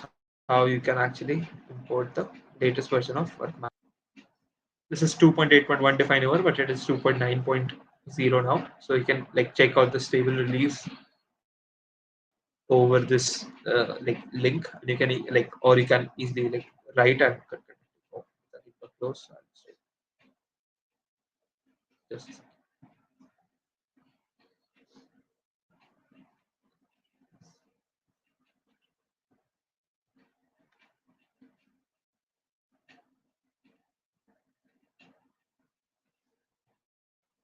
okay. So let's do a walkthrough of this app. So again, we have a data layer separate from the model defined in that UI layer itself. We have another important layer, which is a workers. We'll see what a worker is. So we have a workers folder in which we have multiple you can say work manager, basically a I'll tell you what workers is. So work manager, there is a manager, there is a worker. So there we have a workers folder where we have multiple workers for multiple tasks. We have a blur worker which actually blurs our image. We have a cleanup worker which actually cleans up our phone. If we have can can run a task multiple times. So you have multiple images like on your phone. So we have a cleanup worker for that, which will automatically cleans up your phone. You have a same image to a file worker. So after proper cleanup, if you want to save that one image, proper blurred image for your whatever you bad deeds you did, you want to like save that image. So we have a save image worker also. Okay, so let's see this add how you can add worker work manager basics. Okay, so now what a worker is, let's so worker you can understand simply the thing, or you can say a class which has defined, which has multiple, which has function defined as do work, which actually does the work in the background. Okay, so work request. Okay, so like you can understand by the name there is a hierarchy. Okay, we have a manager, we have a worker, then we have a request. So work request is a middleman which actually provides the request to the manager, like you have to execute this worker. So please execute this worker for me, Mr. Work Manager. So, okay, this is how you can understand work request. Then we have a constraint. Okay. Now, let's assume I'm actually using an app that I'm actually playing BGMI. Okay. I've downloaded the app.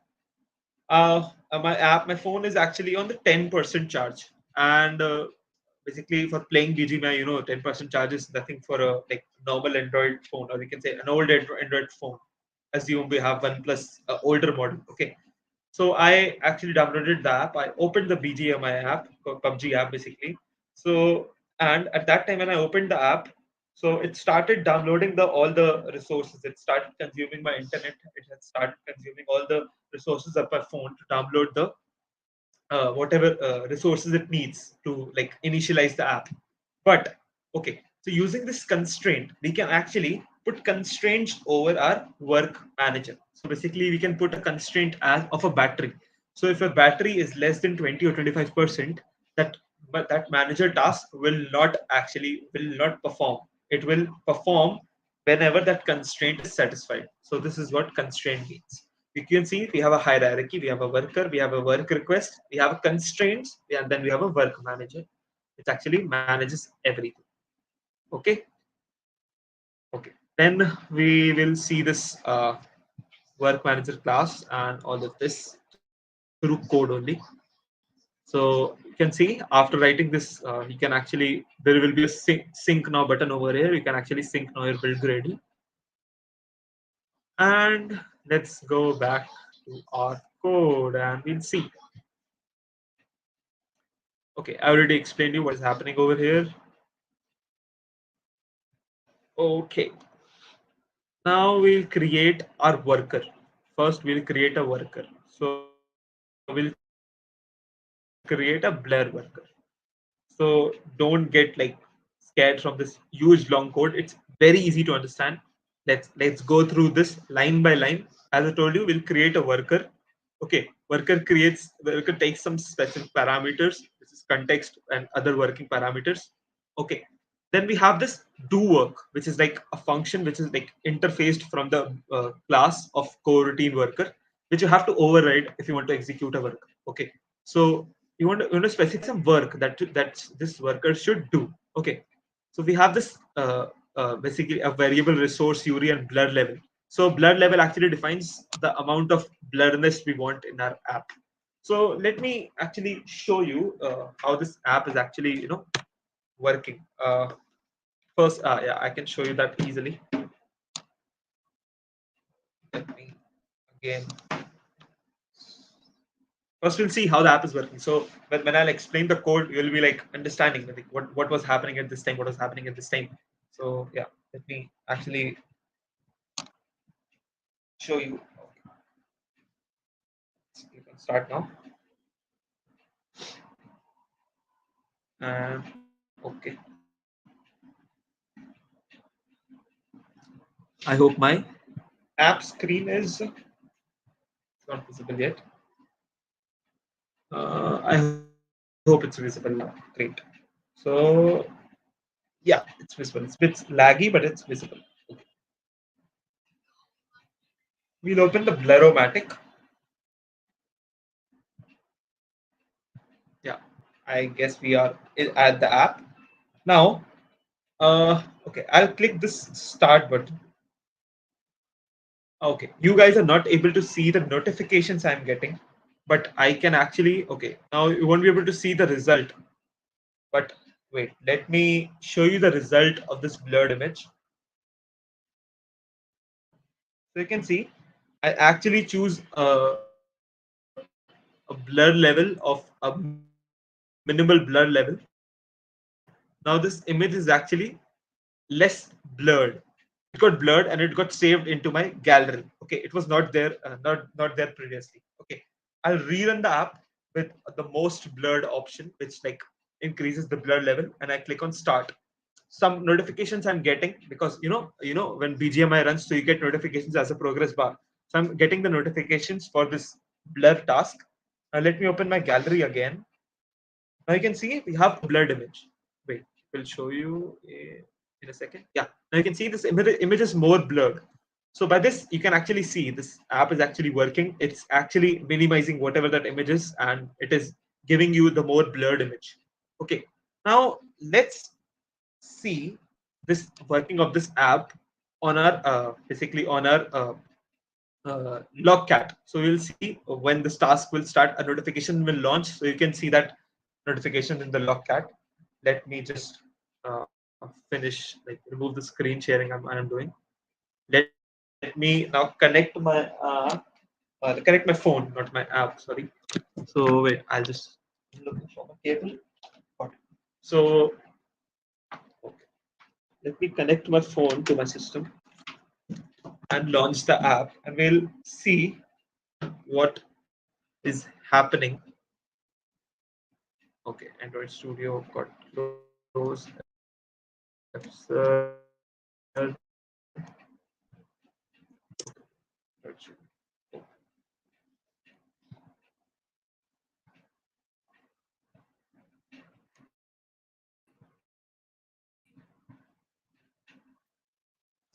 Go through this code. What is happening in this code? Okay, so you can see we have do work. I already explained you. We have this do work function which we have to override. This make status notification makes the notification for current. We have actually in the start, whenever you press the button, so it says blurring image. So at that time, the notification says blurring image. Okay, now we actually call whatever logic we have in the try catch block, so that if we get any error or any sort of like any error, we get notified. And we also have parameters like result.success and do a return objects. You can say we have result.success, we have result as a failure, we have result have a retry.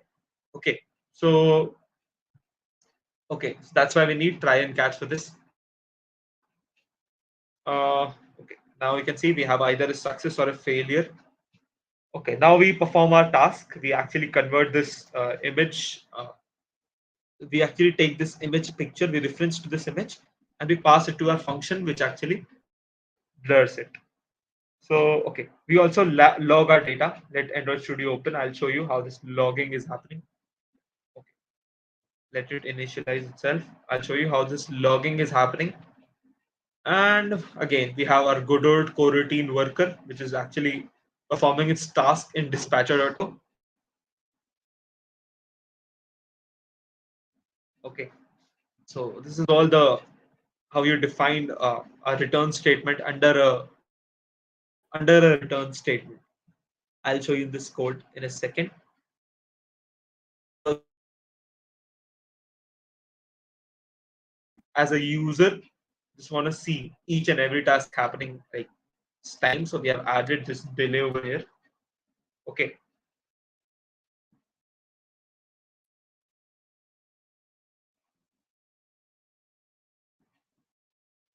Okay. Let this. So you can see we have two return statements, one inside one another. So we have some sort of this type of syntax which actually refers the other return statement, and we can have two return statements like this. Okay, see, our app. Okay. Now we have another repository, work manager Bluromatic repository. Okay. So what that repository is doing is it's just getting the okay. Now I'll show you what does this repository. Okay. So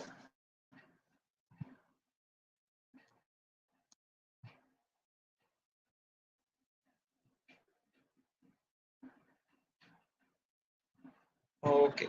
So now as I told you, we actually need our worker to like either send some data or receive some data or to perform some sort of a task or some sort of a request. So either it can perform that request one time or you can say like multiple times or even as a time based job. So in that repository we can define this we'll be defining this to actually maintain the separation of logic and our code. Okay, so can be scheduled to run once or repeatedly using one-time work request class and periodic work request class, or you can say uh, yeah, extension of the class. The persisted, which will like persist across the reboots. Even if you restart the device, the work manager work whatever it is defined, or whatever the period it is defined, that will persist in your phone. So you can see how reliable the work manager is. Either that is running sequentially, synchronously, or asynchronously, or in parallel. That won't stop.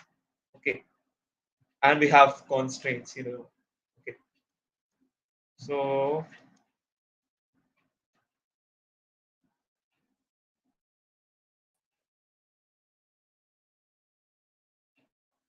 oh, we'll open Logcat.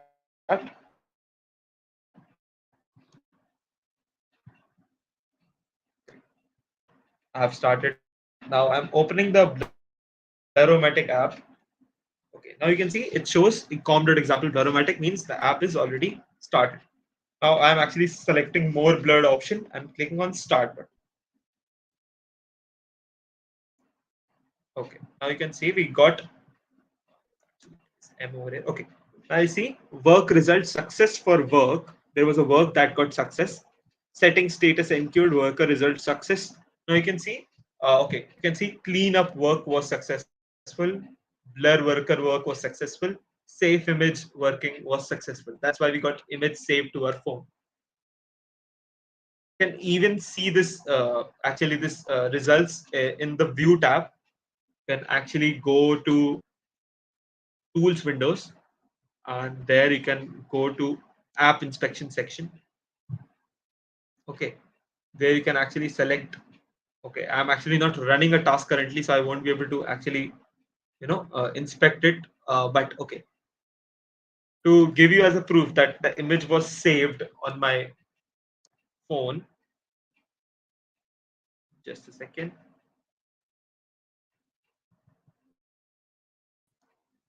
Okay, so to give you a proof that image was saved on my phone, we can again go on that views tab. We can go on tools windows. We can go on device explorer. Okay, so here is my device. We can go to data folder. We can go to app folder. Okay, wait, probably I'm in the wrong. We can go to this data folder again. Our app name is com.example. So com.g. Okay, G is a value will get example. So we can see we have com example of a Bluromatic app. So we can go to its files and we can see we have a blur image. Okay, which is like a minimal blur image as I selected the minimal blurred effect. Okay, so this is the blue. I already showed you. This is the blur worker class. Okay, now what this cleanup worker class is doing actually? If I'm running that job again and again, so it's cleaning up the that file folder, and it is basically to save memory to not actually save a lot of blurred images. We're actually cleaning up. We are again using our with context within the dispatcher.io, and we are performing logic to clean up our directory. Okay, you can access the directory using this file class. and we are logging it for logging that same. Okay, if it got an exception. So okay, and again you can see I have already shown you in my phone that we are saving that image. So we are doing that using this same image worker. We are actually also giving it as a date format and a title. So we are actually saving it using this input data bitmap factory class, and we are saving it using media storage class. I hope you understood this, how we are actually like how these workers are getting implemented. Now let's move to this data part. Okay. Now you can see this app container.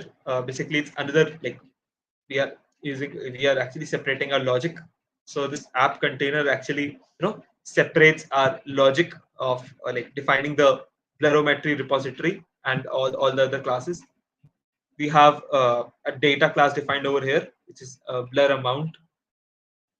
We again have a data class which is like more specific how much blur we want, blur amount of 2, blur amount of 3. Now this is important blurromatic repository which actually defines our functions to cancel the work and to apply the blur also.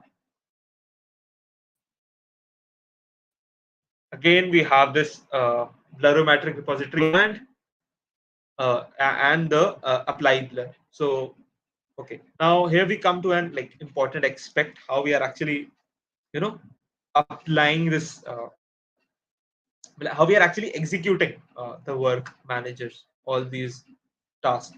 So as I told you, we can execute them in basis of time interval or anything. Okay, so let me switch to my this section. Input data output, chain your work is main that a person needs to understand. Okay, so now you can clearly see I'm actually defining multiple workers, and I am actually first cleaning up my data folder, then blurring the image and saving the image. So using this work manager, you can also actually chain up your all your like there is a different worker, so you can chain your workers and you can create a request. So let's go to code. So you can see we have actually created a continuation. We are actually using begin unique work function, and we are actually defining this continuation also has a existing work policy replace, which actually means if the worker is got cancelled or destroyed, so you create a new in place of that, basically replace that. And we have a work request companion, which is the cleanup worker. So we are cleaning up the task first. So we'll be starting from the cleanup task. Okay.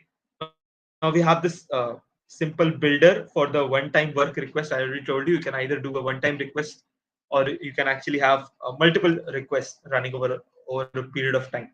So we are actually using this blur builder to set the data and to create this work request and like creating the image specifically. Okay, we are also then building this we are actually blurring the image in this process. We have also defined this save function in which we are just adding a tag. I like tagging is basically you are actually defining that particular work, and we are then actually saving that image. And using this continuation.enqueue, you start your work. Okay. And simply now how this cancel work is working, work manager does cancel unique work. We have started a unique begin unique work, cancel unique work. So how like whatever way you start your work, you have to cancel it that way. And this image manipulation work name is actually a id passed. So you can see we have started a work, and we have chain number of works works through that. So now we are actually canceling that main worker to cancel the chain. Okay. And our this create input data work request, which is actually a builder to actually put that data, that blood level data for basically it's creating, you can say, key and value pair for that image URI are actually creating that blood level, and you can you're passing that data to the UI. Okay, so this is how our work manager part like finishes. So I already told you with like we can set multiple constraints over it. We can actually set the network type. we can actually have like if our app wants charging, if its battery is low or it's on some idle mode, or you can say or power off mode, you can set multiple constraints on the work. So okay, this is how we end our session on the work manager by the work manager. I hope you understand the work manager, the core routine jobs, and how you can get the data from internet using API calls. Let this page. Yeah. Okay. Thank you for attending Android Study Jams. I hope you have enjoyed the session. I tried to make the session like I had covered like most of the content like which like a basic Android like a person starting in Android needs. So I have like tried key like I'll like make hands-on mode. Like it was not hands-on, you can say I was not coding all along, but I was trying to explain the most of the code I already did. So I hope you guys have enjoyed the session. So thank you for attending Android Study Jams, which was series of sessions. We'll see you like in the next Android Study Jams. Hopefully, I won't be taking the next Android Study Jams. So whoever comes like after me will take this Android Study Jams next time. I hope you enjoyed the sessions. You learned something, and I hope to see a lot of new Android apps from you guys. Okay, bye bye.